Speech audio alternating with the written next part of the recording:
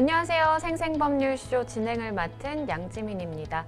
이 세상 이슈를 법률적 시점에서 다뤄보는 본격 토크 블록버스터 법률 이슈 토크 시작해 보도록 하겠습니다. 오늘 제 옆에는요, 장윤미 변호사님 함께 하십니다. 안녕하세요. 네, 안녕하세요. 네, 주말 잘 보내셨어요? 예, 주말에 제가 재래시장을 다녀왔는데요. 오. 일단 대단히 많은 분들이 계시고 또 마트보다 훨씬 과일을 저렴하게 팔기도 하고요. 좋네요. 예, 굉장히 유명한 통닭집의 치킨도 먹는 아주 의미 있는 시간을 보냈습니다. 네, 우리 시청자 여러분들도 주말 맞아서 변호사님처럼 재래시장 방문해 보시면 어떨까 좀 추천을 드리겠습니다. 네, 지금 이 방송 유튜브를 통해서도 함께 방송이 되고 있습니다. 많은 시청 부탁드리겠고요. 소통의 창구도 활짝 열어두도록 하겠습니다. 그럼 오늘 법률 이슈 토크에서 나눠볼 이야기들 먼저 함께 만나보시죠. 이재명 복귀, 당무도 하고 재판도 받는다. 마약 청정국은 옛말, 올해 마약 사범 1만 명 넘어. 불공정 거래 어디까지? 또 터진 주가 조작. 이렇게 오늘 세 가지 주제 준비가 되어 있습니다. 바로 시작해 보겠습니다. 여러분은 지금 생생법률쇼와 함께하고 계십니다.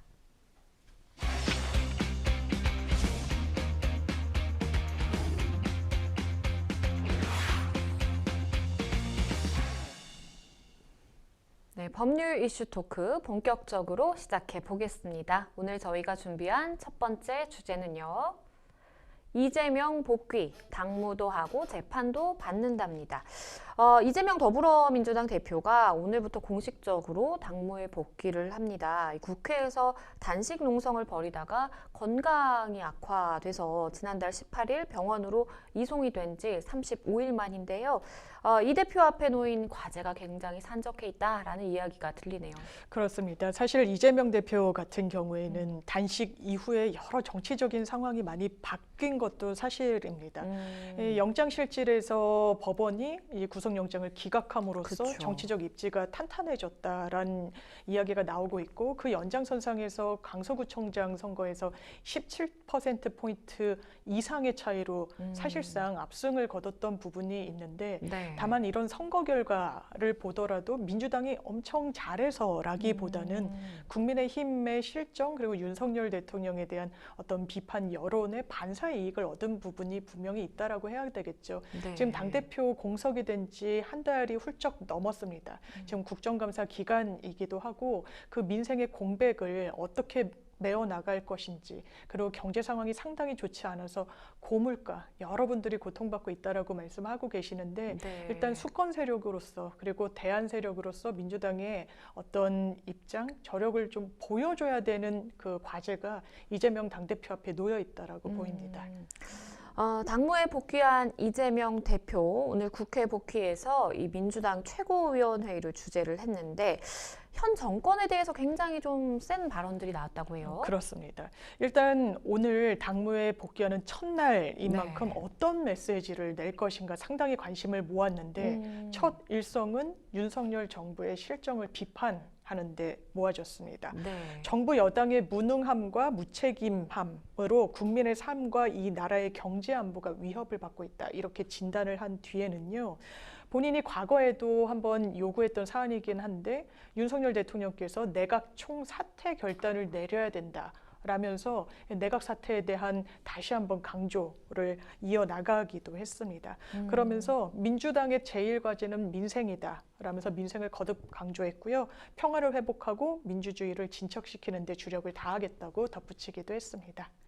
이 대표는 체포동의안 가결 사태로 정점을 찍었던 이 당내 갈등 문제를 풀고 화합을 이뤄내야 하는 또 숙제를 안고 있다고도 평가가 되는데요. 오늘 최고위원회의에서 관련된 내용도 또 언급을 했나 봐요. 그렇습니다. 지금 말씀드린 대로 오늘 메시지에 두 축이 있는데, 한 축은 윤석열 정부에 대한 비판이었고요. 다른 네. 한 축은 본인을 둘러싸고 그 국회 본회의의 체포동의안이 가결될지 부결될지와 관련해서 민주당에서 가결표를 던진 의원들한 대한 신상을 어떻게 처리할 것인가 여부였습니다. 거기에 네. 대해서는 딱 잘라서 한마디로 정리를 했는데요.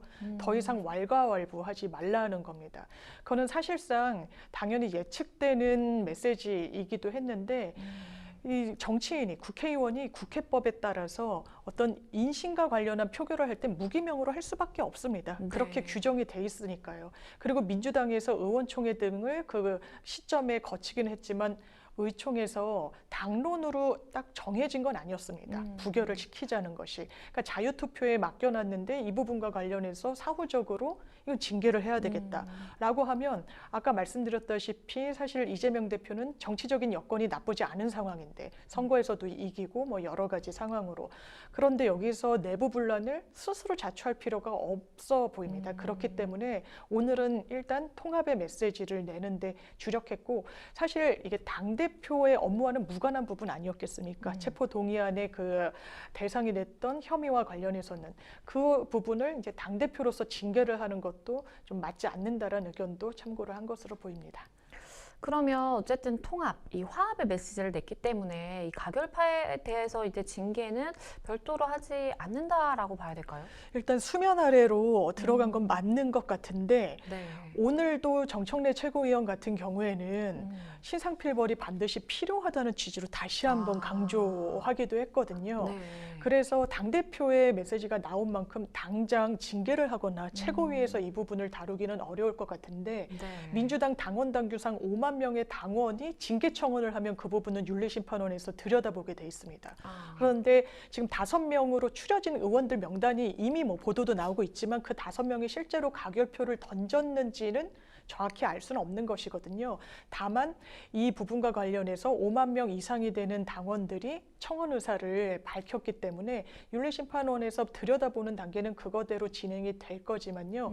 아마 최고위나 지도부에서 당장 징계를 하기는 어려워 보이고 다만 왜 당대표와 이런 최고위원 지도부의 메시지가 다른 것인가와 관련해서는 아무래도 민주당 내부의 강성 지지파의 지분은 어느 정도 있기 때문에 그런 당원들을 향한 메시지를 좀 투트랙으로 내고 있는 거 아니냐 이런 전망이 나옵니다. 그리고요, 요즘 굉장히 좀 논쟁이 되는 그런 이슈죠. 의대 정원 확대 추진에 대해서도 또 이 대표가 의견을 밝혔는데요. 일단은 환영한다라는 입장이네요. 그렇습니다. 사실 의대 정원 이야기는 전 정부 대단히 오랫동안 나왔던 이슈인데요. 그쵸. 전 정부 같은 경우에는 이제 문재인 정부 같은 경우에는 코로나 때문에 하지 못했던 부분이 있고 다른 정권에서도 의사들 눈치 보기 때문에 하기 어려웠던 부분이 있습니다. 지금도 의협 등에서는 뭐 총파업도 불사하겠다 등 굉장히 강경한 입장을 내고 있는데 어쨌든 윤석열 정부가 용기 있는 정책 추진을 한다라고 선언한 건 맞거든요. 네. 그렇기 때문에 그런 부분에 대해서는 이재명 대표가 일단 칭찬의 말씀을 드린다라고 평가를 했고요. 이번에야말로 지금까지 해왔던 것처럼 안 될 것 같으면 다시 주워 담고 철회하고 이러지는 말았으면 좋겠다라는 어떤 입장도 내놨습니다. 지금 저희가 간간히 종종 뉴스에서 보면 구급차를 불러서 구급차가 병원으로 당도했음에도 불구하고 침대가 없다, 병실이 없다, 의료진이 없다라는 이유로 사실 사망하는 정말 막 고등학생이 사망한 경우도 그렇죠. 있었고요. 안타까운 일들이 있기 때문에 그 부분을 어떻게 메워나갈 것인지 이 이슈부터 여야가 머리를 맞대고 좀 민생을 위한 대책을 마련하면 좋겠다는 의견이 많습니다. 그리고요, 이 현재 공석인 지명직 최고위원 인선에 대한 이 과제도 있습니다. 하마평에 오른 이들을 좀 살펴보도록 할게요. 먼저 이 친명계로 통하는 박정현 전 대전 대덕구청장 어떤 인물인가요? 일단 환경운동가 출신이고요. 네. 말씀 주신 대로 대덕구, 그러니까 대전의 대덕구의 구청장을 역임했던 인사입니다. 그런데 비명계에서는 상당히 난색을 표하고 있는 인물이라고 네. 나오고 있는데요. 왜냐하면 지금 이 박 전 구청장이 박영순 의원 지역구에서 총선 준비를 하고 있는데 박영순 의원은 대표적으로 친이낙연계로 분류되는 원내 인사입니다. 그러니까 뭔가 비명 대 친명의 구도가 펼쳐질 수도 그러네요. 있는데 최고위원직 자리에까지 낙점을 하게 되면 이건 사실상 이낙연계와의 어떤 갈등도 불사하고 내리는 어떤 선택이라고 해석될 수밖에 없는 여지가 있어서 네. 사실 첫 카드로 좀 저울질하기에는 많이 좀 간 거 아니냐 이런 분석이 나오는 것 같습니다. 그리고 지명직 최고위원회요. 이 전수미 변호사도 물망에 올랐다라고 하네요. 그렇습니다. 올해 41살의 이제 전수미 변호사이고요. 네. 일단 물망에 올랐을 때는 이 지명직 최고위원직 자리이기 때문에 출신이 어디인지, 고향이 어디인지도 상당히 볼 수밖에 없는데 사실 송갑석 전 최고위원 같은 경우에도 이게 지명직 최고위원이었기 때문에 호남 인사로 좀 배려를 한 부분이 있었습니다. 또 비명 색채인, 그러니까 이재명 대표와는 좀 친분이 별도로 그렇게 있진 않은, 그러니까 이게 친이 지도부를 구성한다라는 비판에서 좀 자유로울 수 있는 인사들을 낙점했는데, 그렇기 때문에 후속 인사도 전수미 변호사 지금 군산에서 총선 준비하고 있거든요. 네. 또 본인이 전북 군산 출신이고, 그래서 호남의 여성이고, 또 민주당에서는 대북 인권 문제와 관련해서는 다소 소극적인 목소리를 낸다, 이런 분석이 많았는데요.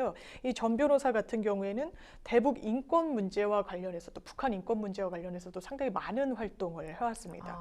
예, 대한변협에서도 북한 인권조사 자문단 자문위원을 하기도 했고요. 네. 대한변협에서는 북한 이탈주민 법률 지원위원회 이제 위원 역할을 담당하기도 했었기 때문에 좀 적임자 아니냐, 여성인 점, 호남 인사라는 점, 40대라는 점, 여러 좀 조건이 맞기 때문에 유력한 카드로 저울질되고 있는 것 같습니다.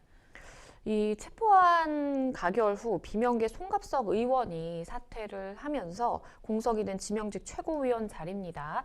그런 만큼 누구를 앉히느냐에 따라서 이 갈등의 불씨가 언제든지 좀 재점화될 수 있지 않을까라는 관측도 있더라고요.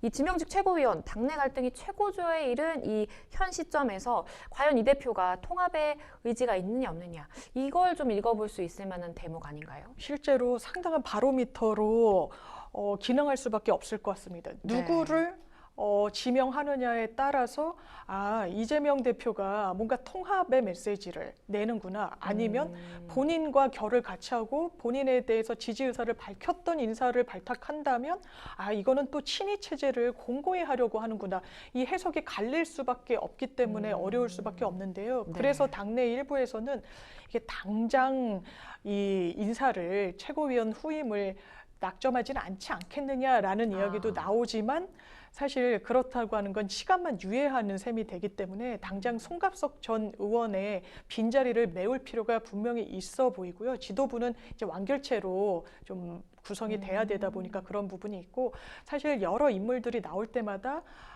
친이낙연계에서는 좀 비토의 목소리를 내기도 하고, 아까 박정구청장에 대해서는 윤영찬 의원 같은 경우에는 대표적인 친이낙연계 국회의원인데 좀 부정적인 입장을 아주 공식적으로 낸 바도 있어서 이재명 대표의 좀 머릿속이 좀 복잡하겠다, 이런 생각이 듭니다.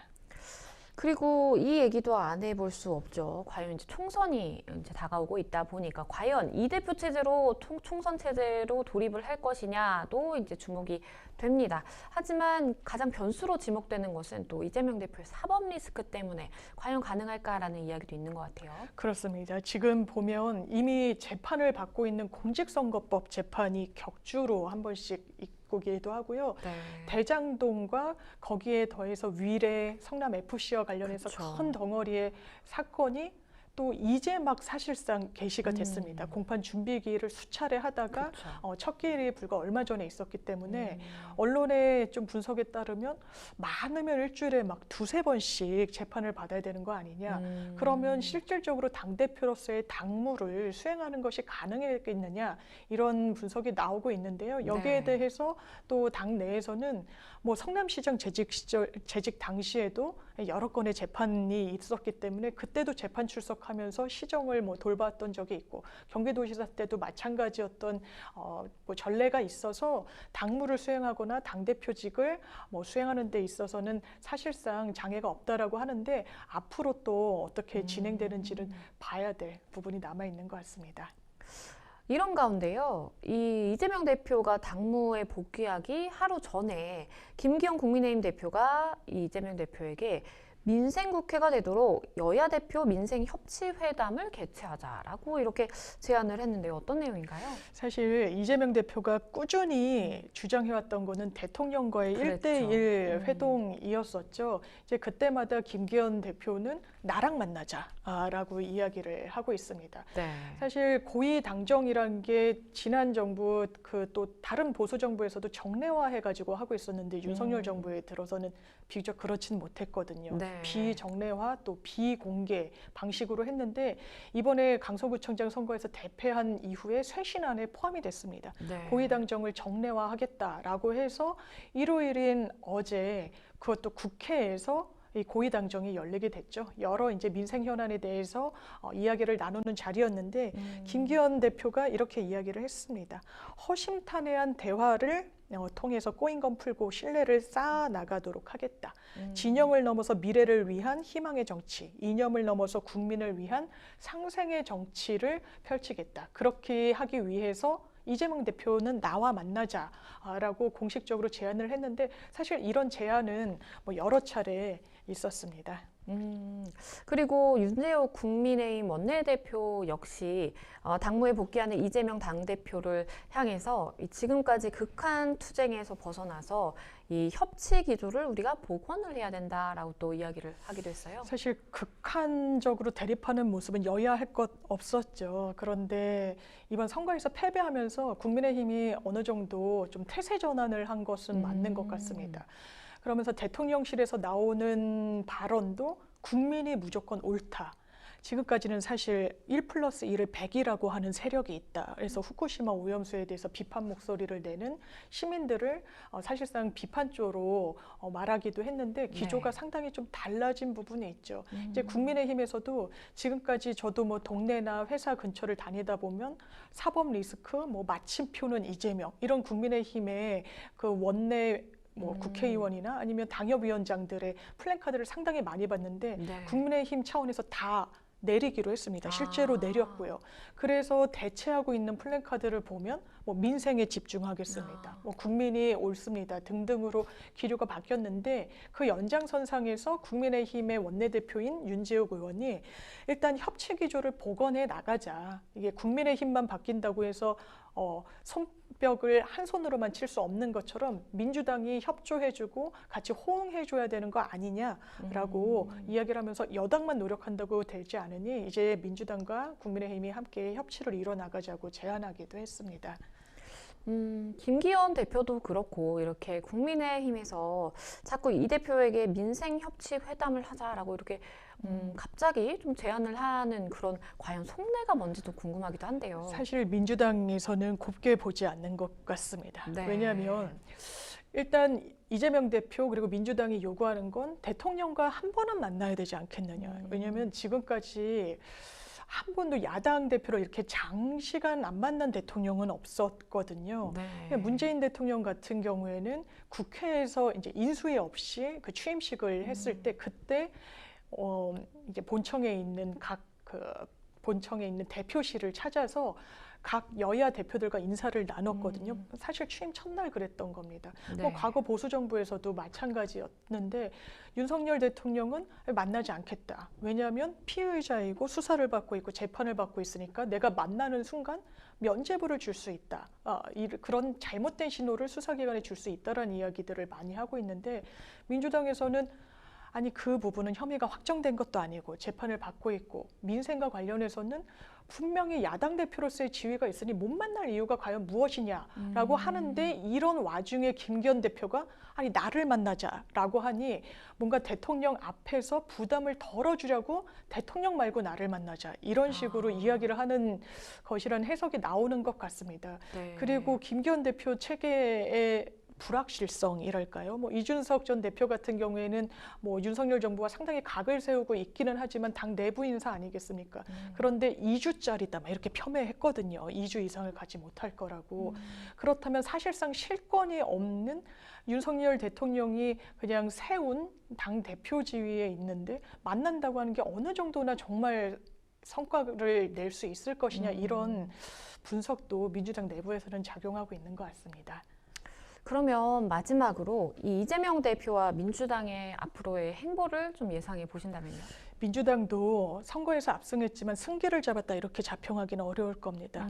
지금 윤석열 대통령의 지지율이 상당히 급락하고 있는 건 사실입니다. 강서구청장 선거 이후에도 한국갤럽 여론조사 등을 보면 6개월 만에 최저치로 나왔거든요. 네. 서울에서는 긍정 여론이 20%대입니다. 심지어 지지 기반이 굉장히 두텁다고 하는 TK에서도 부정 여론이 앞서고 있어요. 네.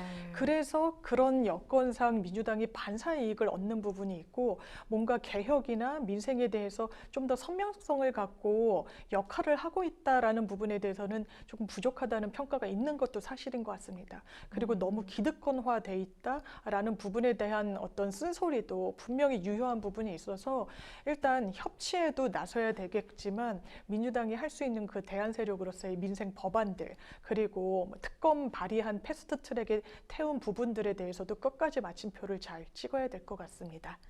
네, 과연 이 국민의힘과 더불어민주당의 이 협치의 대화가 이어질 수 있을지 한번 좀 지켜보도록 하겠습니다.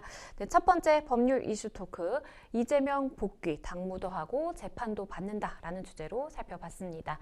여러분은 지금 생생법률쇼와 함께하고 계십니다.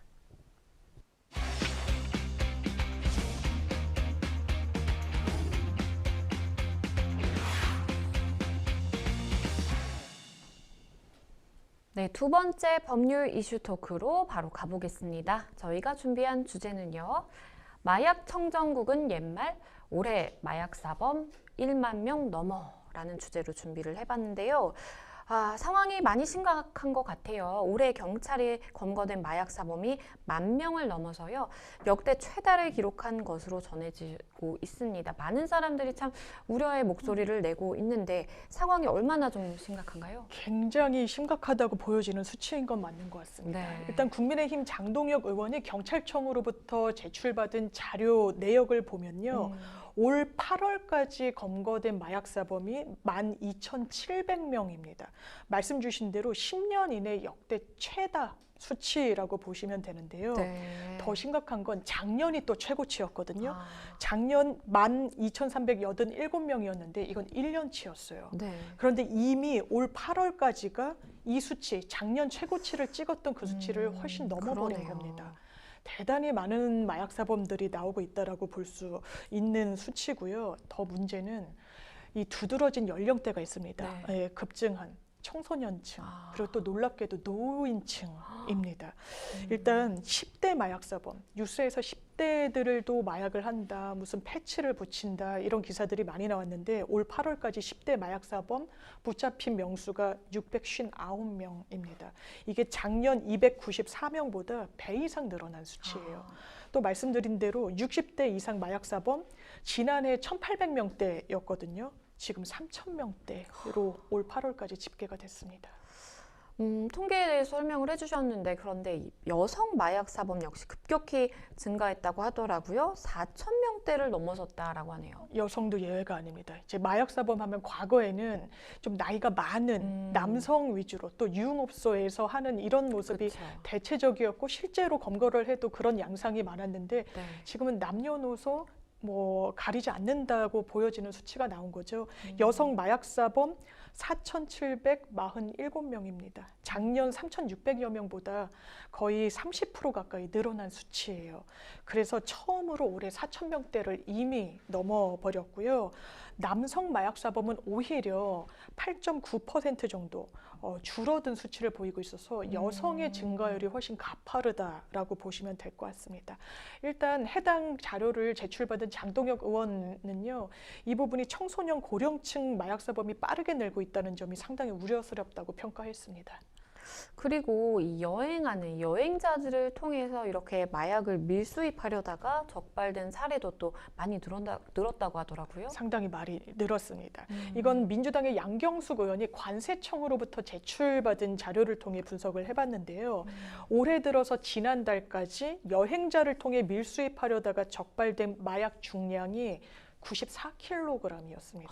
지난해 같은 기간에는 12kg에 불과했거든요. 네. 무려 여행객을 통해서 밀반입을 시도한 그 마약의 양이 7.6배 늘어난 겁니다. 지난해 연간 적발량이 36kg이었기 때문에 이미 2.6배를 넘어선 거예요. 상당히 심각한 수준이라고 볼 수 있고요. 해당 의원실에서는 이런 부분 원천 차단해야 된다 이렇게 밝히고 있습니다. 마약 사범이 역대 가장 이 많은 숫자를 기록한 가운데 문제점으로 지적이 되고 있는 것이 있죠. 이들을 치료 또 관리할 인력 그리고 시설도 굉장히 좀 문제가 많다라는 지적이 나옵니다.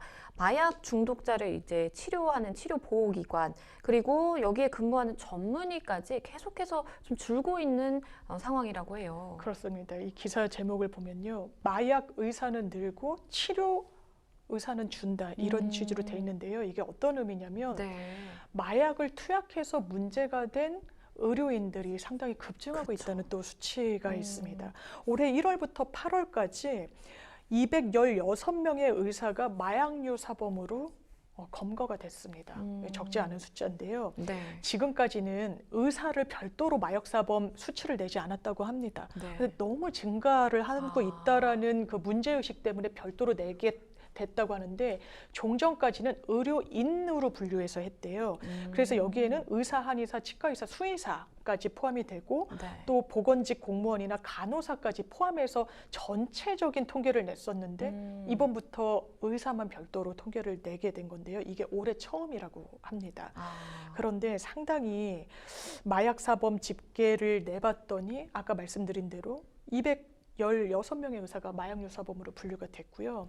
이게 마약류로 검거되고 형사처벌을 받는 걸 넘어서 행정처분을 받은, 그러니까 의사 면허를 박탈당하거나 의사 업무를 어느 정도 기간 동안 못하게 하는 비율도 상당히 높았습니다.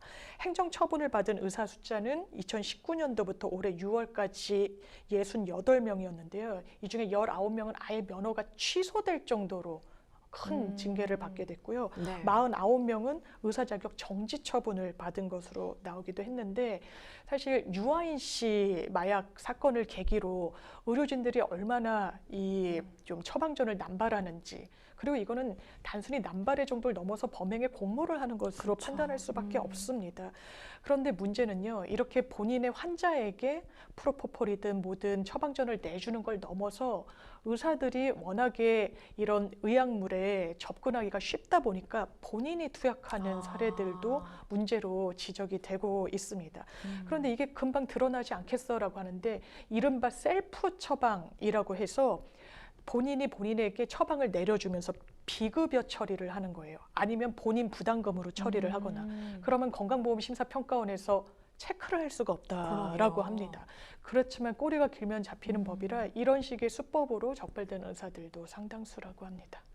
그리고 실제로요, 이 좀비 마약이라고 불리는 펜타닐 중독 이력이 있는 의사가 버젓이 의료 면허를 소지하고 있는 것으로 드러나기도 했습니다. 마약에 중독된 이 의사, 간호사 중에 면허 취소가 된 사례가 단 한 건도 없다라는 건 역시 뭔가 관리 감독이 부실한 거 아니냐라는 지적이 이어지고 있어요. 그렇습니다. 보건당국이 관리 감독 제대로 하고 있는 건 맞냐라는 지적이 나오는데요. 네.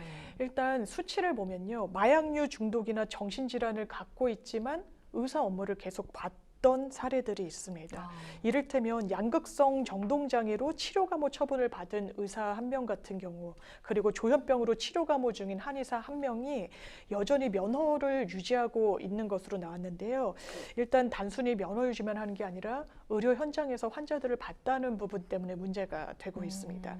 2020년 이후에만 대표적 정신질환인 치매, 조현병을 주상병으로 해서 치료받은 의료인도 한 102명 그리고 70명 그러니까 조현병은 한 70명 정도, 치매는 102명 정도로 됐는데 의료 현장에서 계속 있었다는 거죠. 그렇기 네. 때문에 환자에 대해서 제대로 진찰을 하고 치료를 할 수 있는 상황이었는지 뭐 개별적으로 다를 수는 있겠습니다만 환자를 볼 수 있는 여건은 아니었던 걸로 보여지기 때문에 왜 이런 관리에 사각지대가 있는지 문제가 되고 있고요. 또 아까 짚어주신 대로 펜타닐 또는 패치딘 중독자로 치료보호 이력이 있는 의사도 2명, 간호사 1명도 여전히 면허를 보유하면서 유지하고 있는 것으로 확인되기도 했습니다.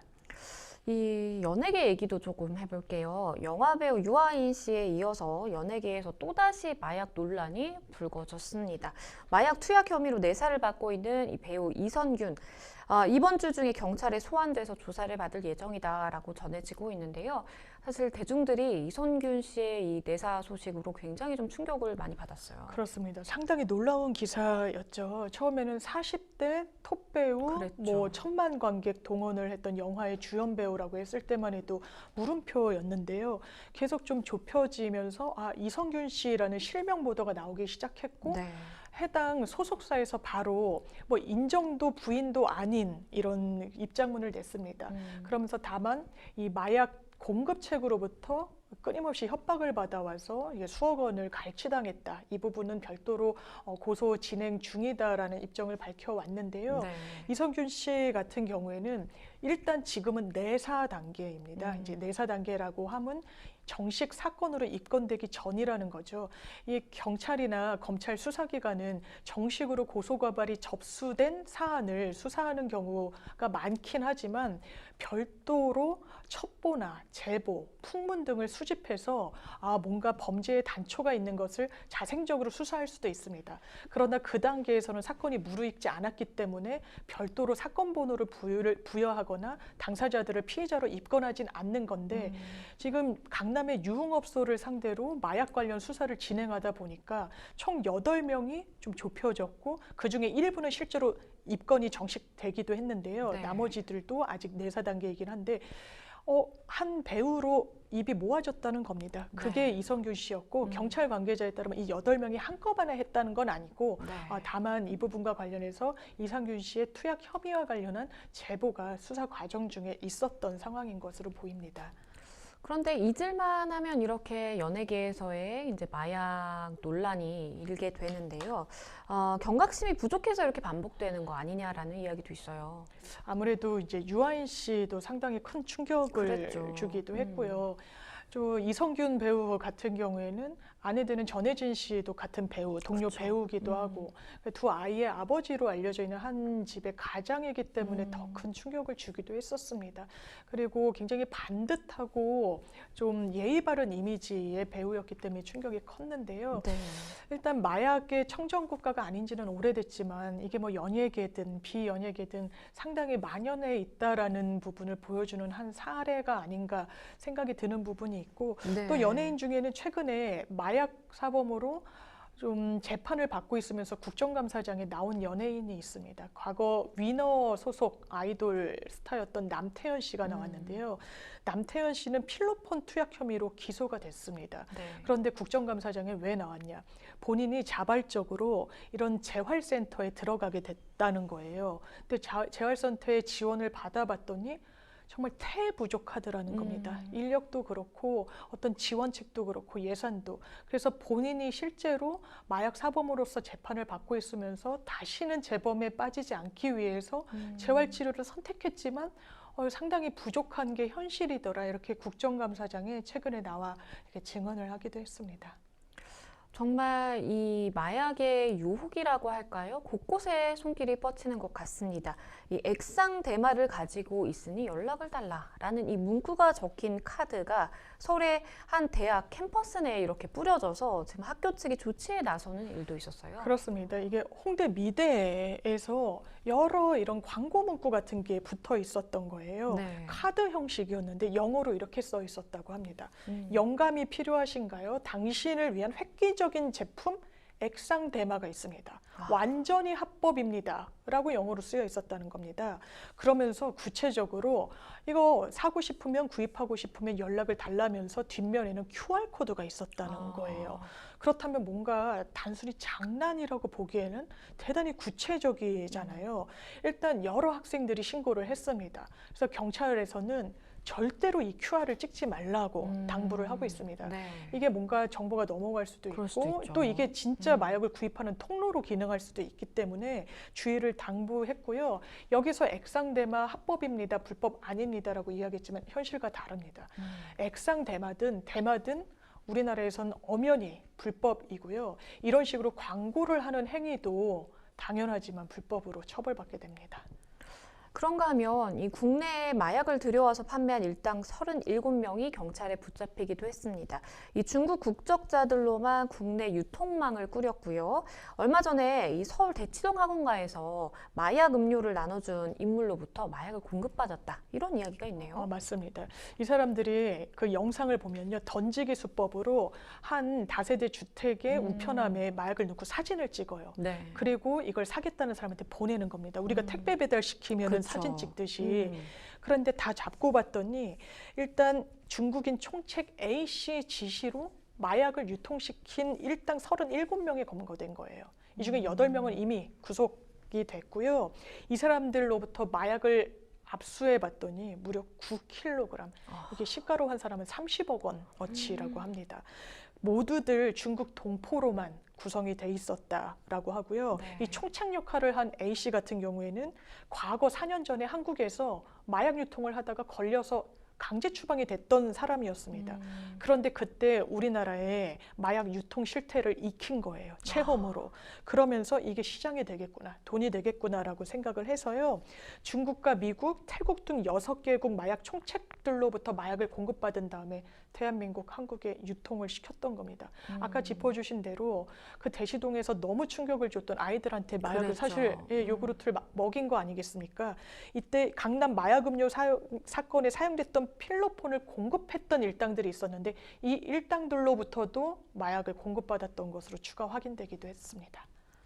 이 다국적 범죄 조직의 마약 밀반입 사건과 관련해서 인천공항 세관 직원들이 또 조직적으로 연루가 됐다라는 보도도 나왔는데요. 어떻게 이런 일이 있을 수 있나요? 사실 세관 직원이라고 하면 문직이 아니겠습니까? 그렇죠. 문제가 있으면 오히려 적발을 하고 점검을 하고 수사 의뢰를 해야 되는데 같이 공모를 했던 거죠. 인천 세관 직원들이 조직적으로 연루된 정황이 드러난 건데요. 네. 일단 이들은 한국, 중국, 말레이시아 3개국 연합 범죄 조직과 결탁했습니다. 그러면서 마약을 들어올 때 뭔가 편의를 봐줬는데 어떤 형식이었냐면 당연하지만 마약을 숨겨서 들어오면 이게 적발이 되잖아요. 그렇죠. 그래서 공항 보안 검색대가 아닌 별도의 통로로 이 사람들을 배려해 주다시피 해서 감시망을 피할 수 있도록 해줬습니다. 어떤 형식이었냐면 말레이시아 조직원 6명이 나눠서 마약을 다 담았는데 별도 통로로 오니까 적발되지가 않았던 거예요. 그래서 정말 어떻게 한 거냐. 왜냐하면 정확하게 검증을 해야 앞으로 이런 부분을 적발할 수 있기 때문에 이 인천공항에서 한 3차례 정도 현장 검증이 있었다고 하고요. 실제로 또 명동의 한 건물에서 마약을 공급하기도 했는데 이런 부분에 대한 현장 검증 작업이 전부 끝난 상황이라고 합니다. 정말 이 마약이 정말 글쎄요, 일상 속으로 점점 더 파고든다라는 생각이 들고요. 그리고 무엇보다도 마약을 접하게 되는 그 연령층도 점점 낮아지기 때문에 좀 문제가 심각하다는 생각이 드는데요. 글쎄요, 어떤 대책이 마련이 돼야 될까요? 사실 미리 사전 교육을 하는 것도 상당히 중요하지 않겠습니까? 그래서 네. 예산이 상당히 늘기는 했습니다. 한 45억 원 정도. 지금까지는 초중고 학생들 중에서 한 5% 정도만 받았는데 그걸 한 30%대로 미리 검증을 하고 교육을 시켜서 막겠다라는 건데 사실 이 예산만 늘었지 이걸 전담하는 직원은 전혀 보충이 안 됐다 이런 보도도 나오고 있습니다. 지금 수치가 보여주고 있습니다. 연령을 불문하고 아주 청소년층, 10대 그리고 노인층 보통 우리가 생각했던 40, 50대들이 하는 이런 마약이 아닌 거예요. 그리고 유통되는 마약의 종류도 상당히 다양합니다. 이런 부분과 관련해서 사전 교육 그리고 뭔가 이 양형 기준도 상당히 오랫동안 바뀌지가 못했던 부분이 있습니다. 이런 네. 부분에 대한 손질, 좀 다각적으로 제도 개선이 필요해 보이는 부분입니다. 네, 마약 청정국은 정말 옛말인 것 같습니다. 더 이상 청소년들이 이렇게 마약을 쉽게 접하지 못하도록 뭔가 뾰족한 대책이 마련돼야 되겠다라는 생각도 해봅니다. 두 번째 법률 이슈 토크, 이 마약 청정국은 옛말이라는 주제로 이야기 나눠봤습니다. 여러분은 지금 생생법률쇼와 함께하고 계십니다.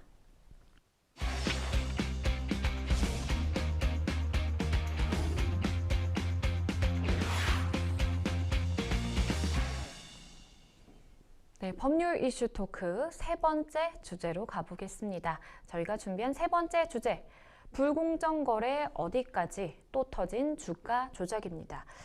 주가 조작 사건이 또 지금 터졌습니다. 1년 전에는 고작 2,000원대였던 주가가 올해 최고 5만 원대까지 무려 20배 가까이 뛰면서 우량주로 주목이 받았던 회사가 있습니다. 제 집 회사인데요. 그리고 그 회사의 최대 주주 회사까지 지금 문제가 되고 있습니다. 도대체 어떤 회사인가요? 일단 영풍재지는요, 이게 어떤 기업 호재가 있는 것도 아닌데 정말 급락을 엄청나게 한 겁니다. 일단 말씀 주신 대로 9배 이상 폭등을 했어요. 그러면서 네. 하한가를 찍었는데 그 이후에는 거래 정지를 당하게 됩니다. 그리고 불공정 거래 의혹이 좀 짙다라고 금융당국이 봤기 때문에 4명 관련자에 대해서는 체포영장을 단행을 했습니다. 이게 이제 라더견 상태다, 뭐 가수 임창정 씨와 관련해서 최근에 문제가 됐던 이런 시세 조정, 주가 조작 이런 의혹의 제2탄 아니겠느냐 이런 이야기가 나오고 있는데 주식 시장의 혼란이 상당히 불가피한 상황으로 보이고요. 영풍재지 주가 같은 경우에는요, 올 초까지만 해도 6,000원이 안 됐습니다. 5,800원 정도였는데 네. 이게 지난 8월에 갑자기 5만 600원까지 뛰어오른 거예요. 무려 768%, 7배 이상 넘게 된 건데 일단 지난 18일에 개장과 함과 동시에 그냥 급락해 버린 겁니다. 금융당국이 이거는 범상치 않다, 수사가 필요하다라고 해서 금감원에서 패스트트랙에 태워서 지금 들여다보고 있다라고 하고요.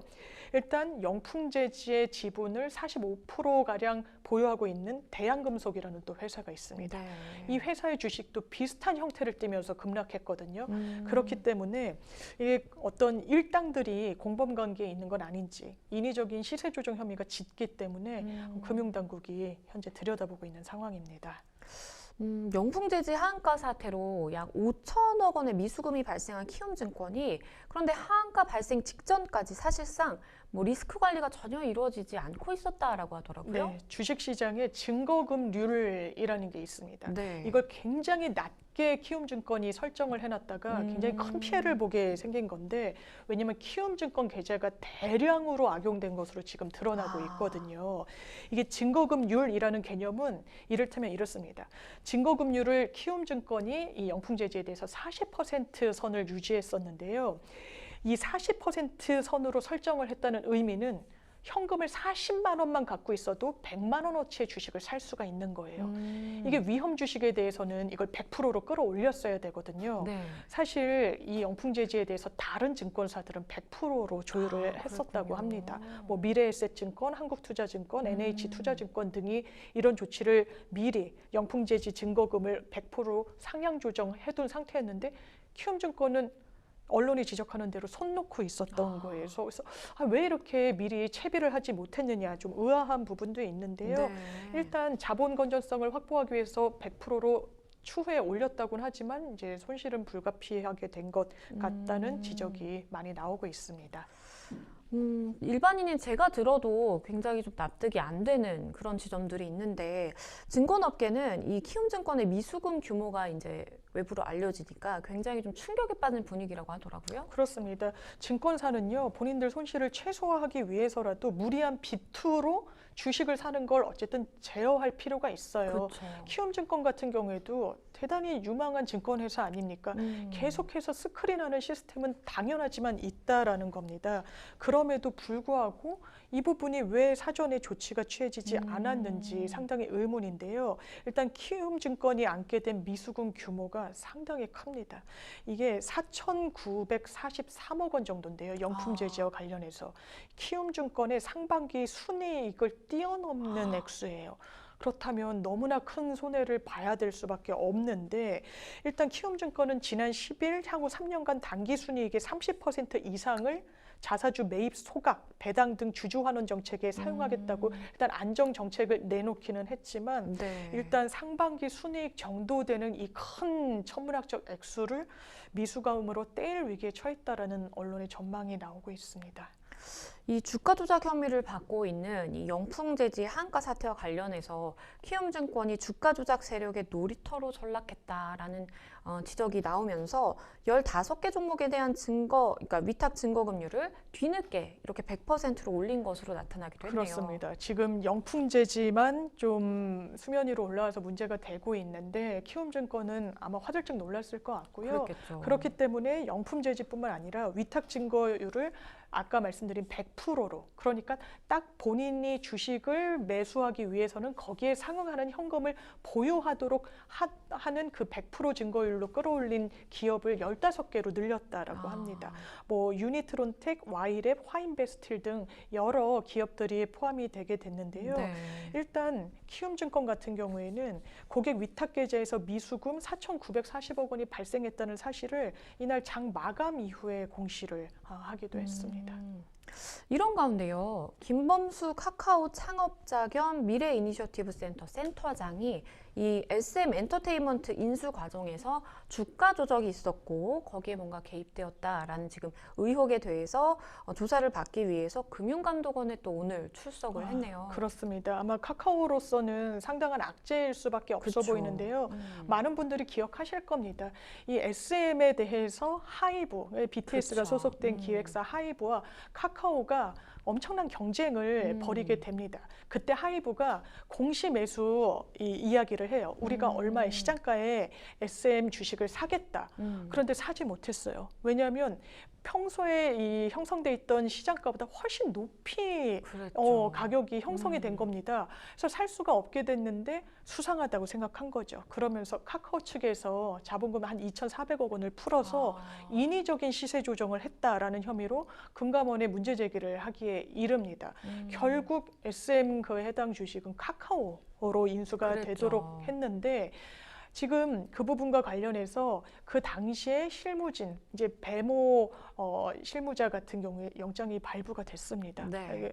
이제 금감원에서는 이 특사경이라고 해서 특별사법경찰 제도를 운영하고 있는데 해당 부분에 대해서는 수사권을 갖고 있는 거죠. 이미 영장이 발부가 됐고 그렇다면 이 실무자 바로 윗선은 김범수 전 그쵸. 의장일 수밖에 없는 거예요. 가장 주목되게 들여다보는 부분은 알고 있었는지, 그렇죠. 혹시 지시가 있진 않았는지, 암묵적으로나마 알았거나 아니면 보고를 구체적으로 받았는지. 이와 관련해서 이복현 금감원장은 이렇게 이야기합니다.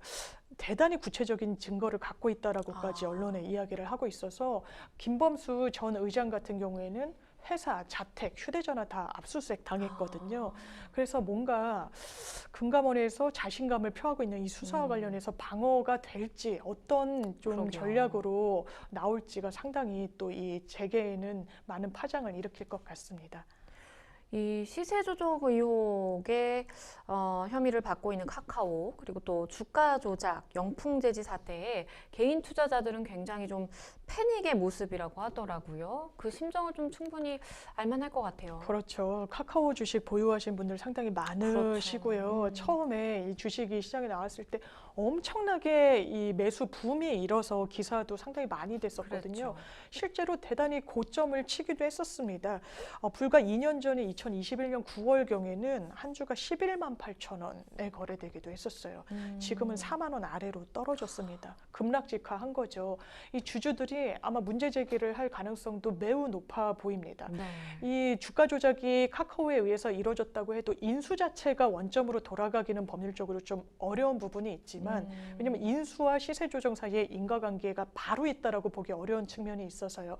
근데 이 주주들은 아니 회사에서 이런 식으로 시세 조정을 해서 불법 행위가 금융당국에 의해 적발되면 이 주가는 당연히 급락직화할 거고 그 피해를 온전히 주주들이 봐야 되는 거는 최소한 인지하고 있지 않겠느냐라고 주장해서 손해배상을 해볼 수 있는데 이 부분과 관련해서 많은 법조인들이 손해배상을 할 수 있는 가능성은 열려 있다라고 진단하고 있습니다.